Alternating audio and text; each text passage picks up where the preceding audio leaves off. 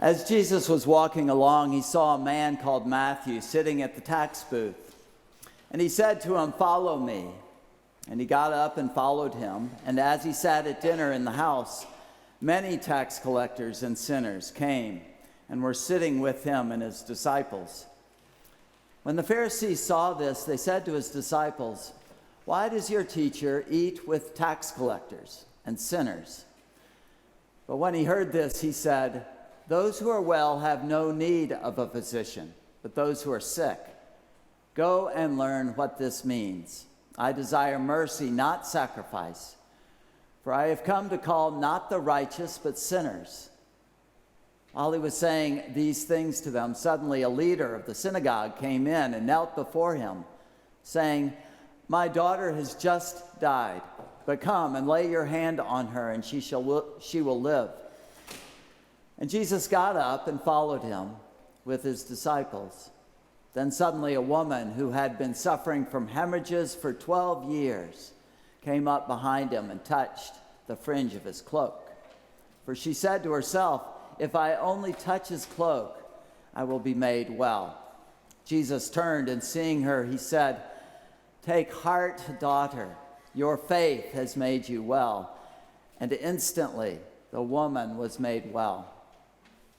When Jesus came to the leader's house and saw the flute players and the crowd making a commotion, he said, "Go away, for the girl is not dead, but sleeping." And they laughed at him. But when the crowd had been put outside, he went in and took her by the hand, and the girl got up. And the report of this spread throughout that district. The Gospel of the Lord. Praise to you, Lord Christ.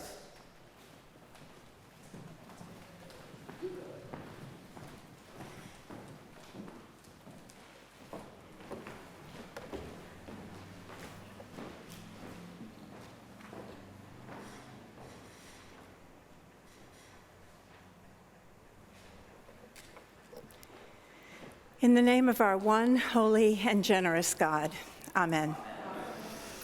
Now, if you were following along in your bulletin the way you were suggested that you do, you will notice that the gospel that was read is different from the gospel in the bulletin. The gospel that was read is the correct one. We just didn't do a good job of proofreading this week. In his book, A Nazareth Manifesto, British priest Sam Wells talks about 3 kinds of engagement with other people. The first kind is working for. Working for means doing things on behalf of another, things that the other can't do for themselves. Professionals have this kind of relationship with clients. Doctors and accountants and technology specialists, they all do things for others that they can't do for themselves. This is an important and necessary way of engagement at times. The problem is that if that's the only way we engage, the working for model perpetuates relationships of inequality. The professional always has a superior position to those who don't know how to help themselves. Working with is the second way of engagement. Now, working with is more difficult than working for, because working with means bringing different skills and experience together around a common goal. It can create a wonderful sense of partnership, provided that the agenda is being set by the person in need rather than the person trying to help. The third way of engagement he talks about is being with. Being with means experiencing in our very self some of the fragility of relationships and self-esteem and general well-being that are at the heart of need. It means opening ourselves up to empathy, not just sympathy. The being with approach says, "I want to be with you." We become willing to be open to vulnerability in order to experience something of what the other is experiencing. Now, being with, that way of approaching another, is pretty incomprehensible to an imagination that has been entirely shaped by the conventional working for model.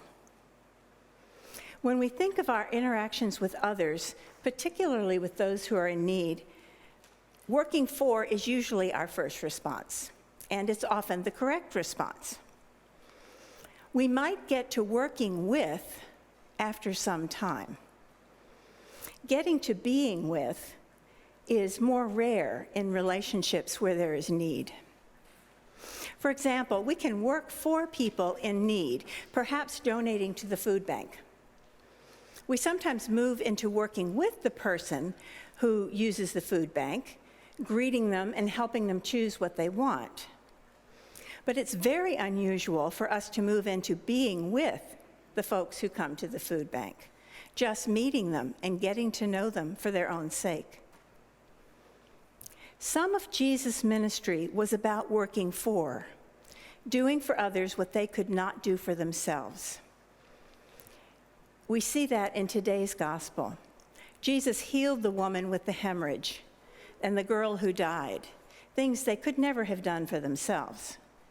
He touched them, even though touching them meant he became ritually unclean himself. But Jesus didn't provide charity in the modern sense. He did something more basic and more healing. He sat with the outcasts and ate with them. He accepted their hospitality. It was at the tax collector's house that he was sitting when all the other tax collectors came. He restored the outcasts to their place in society. The tax collector Matthew became a disciple, a member of the community of Jesus' followers. The woman with the hemorrhage was made well and clean so she could return to and participate in her own community. And the dead girl was raised and given back to her family. So we might ask ourselves, who is Jesus typically with?